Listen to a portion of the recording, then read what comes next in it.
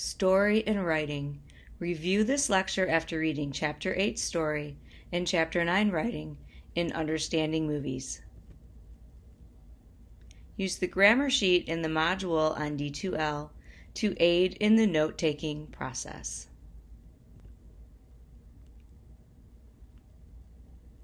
We have here an example page from a screenplay. And screenplay format, if you're not familiar with it, may be different than what you're used to. It's pretty basic. At the top of the page, you'll have a brief explanation of where the action is taking place and a little descriptor. And then as we move down the page, the names of the characters are centered and underneath the dialogue that they're saying. The screenplay is the skeleton of the film. The inner thoughts of the characters are often omitted. Screenwriters typically create the dialogue and outline the action in the story. It's not uncommon for screenplays to have multiple authors and to be revised during the filmmaking process. Joe Gillis in Sunset Boulevard makes wisecracks about the role of a screenwriter in Hollywood.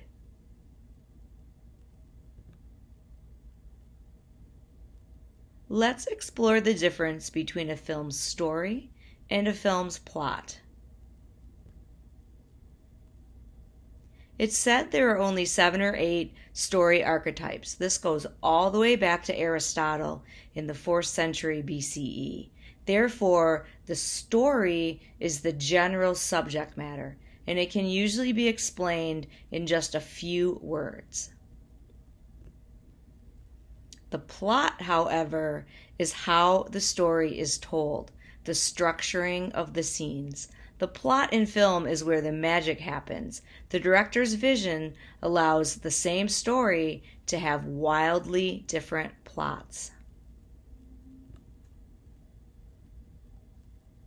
A very common story archetype is boy meets girl. This is very common in film, theater, and literature, and it's the story of our film this week, 500 Days of Summer. Another boy meets girl story is Romeo and Juliet, a familiar play by William Shakespeare. Romeo and Juliet has been adapted into numerous films. Let's examine 2 different versions of the same story, but very different plots. The first example of Romeo and Juliet comes from director Franco Zeffirelli, released in 1968. The director takes a classical approach to the adaptation. This version attempts to recreate the period and the setting of Shakespeare's source material.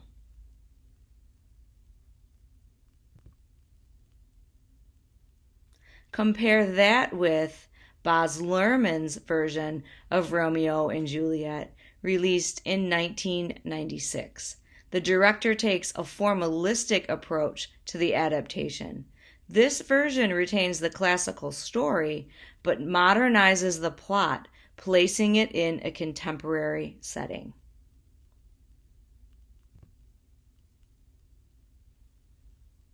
Let's take a look at a classical way to organize the events in a film's story, called the 3-story act structure. Classicalism in story, the 3-story act structure. The first act, roughly 25% of the film, is the setup. The second act, the confrontation, makes up roughly 50% of the film, and the final act, the resolution, makes up roughly the last 25% of the film.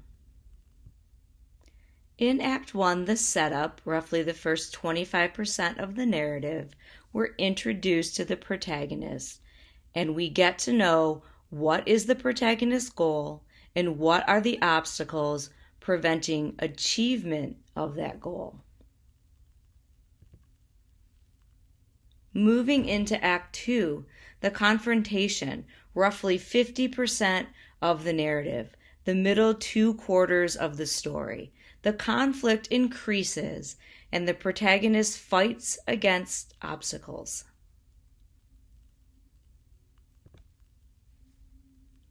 Act 3.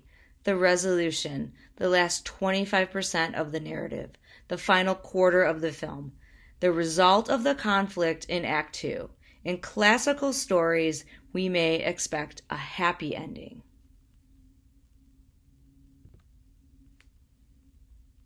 Realism in story, and we have a quote from our textbook author here.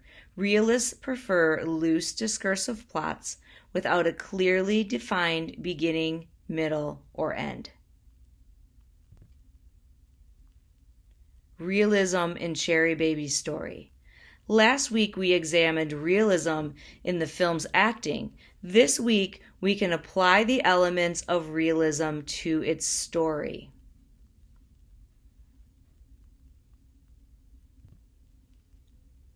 Formalism in story. Another quote from Giannetti here. Formalistic narratives luxuriate in their artificiality. The design of the plot is not concealed, but heightened. This week's assigned film, 500 Days of Summer, typifies a formalistic story.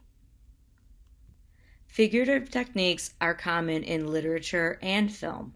A figurative technique is an artistic device that suggests abstract ideas through comparison, either implied or overt.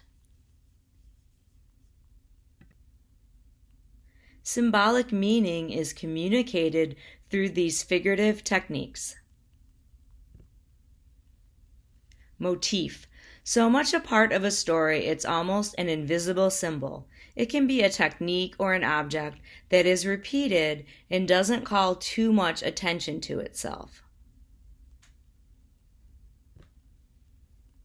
In The Graduate, water is a motif in Act 1. Ben is shown repeatedly in relation to water.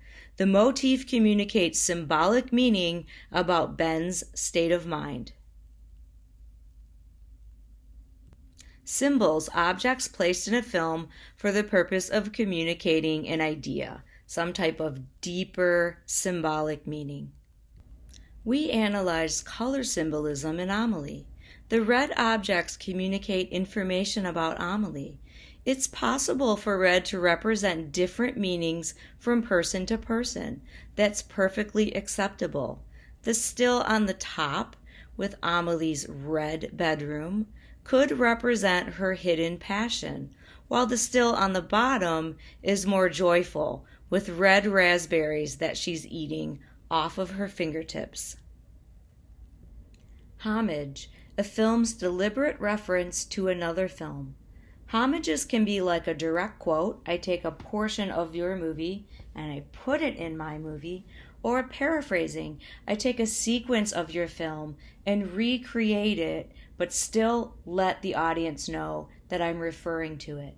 In a homage, the context of the source material does not change like it would in a satire.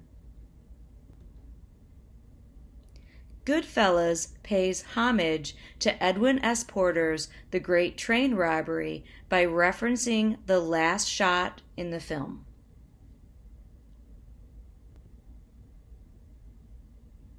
Do the Right Thing pays homage to Night of the Hunter in the right hand, left hand sequence. Point of view in storytelling. Who's telling the story? First person point of view. The protagonist is the narrator. In Sunset Boulevard, Joe Gillis tells us his version of the story. Consider how the story would be different if it was told from Norma or Max's point of view. Also, consider if Joe Gillis is a reliable narrator. Do we trust him to tell us the truth? Limited narration, also known as third-person narration. An unseen, non-participating narrator taps into the consciousness of a single character. Typically, the protagonist's inner thoughts and feelings are conveyed. Omniscient. The narrator is an all-knowing, unseen part of the story. is also known as voice of God. Narrators tend to be detached from the story and can dip into the consciousness of any character. Amelie has this point of view in narration.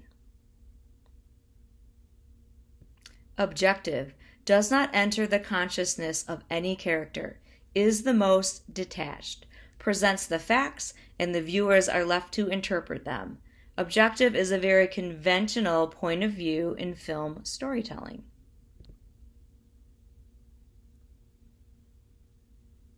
Totsie, Sherry Baby, and The Graduate are all told from an objective point of view.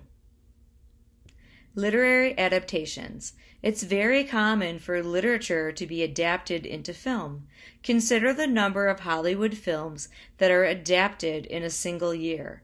It may seem simple, but the process is extremely complex. It's difficult to please readers who typically have strong connections to the story and characters in the source material.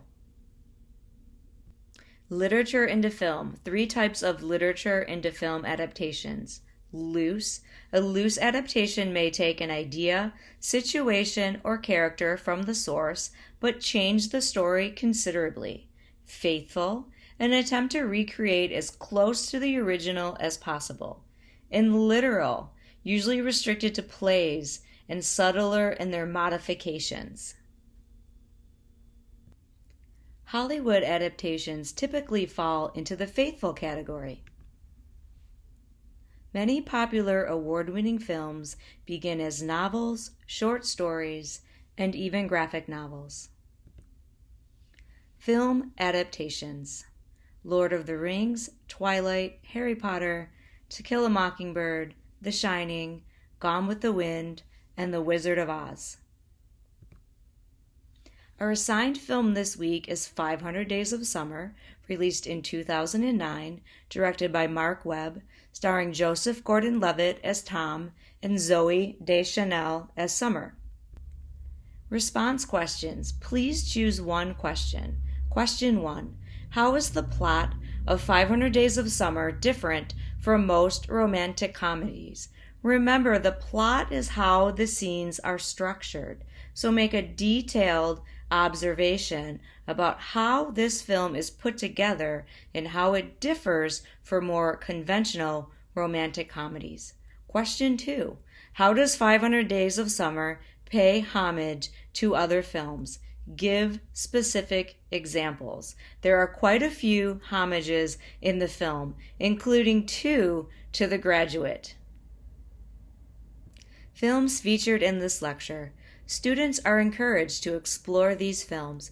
You can pull the PDF version of this lecture up on D2L to take a closer look. I thank you so much for watching, and until next time, have a productive week.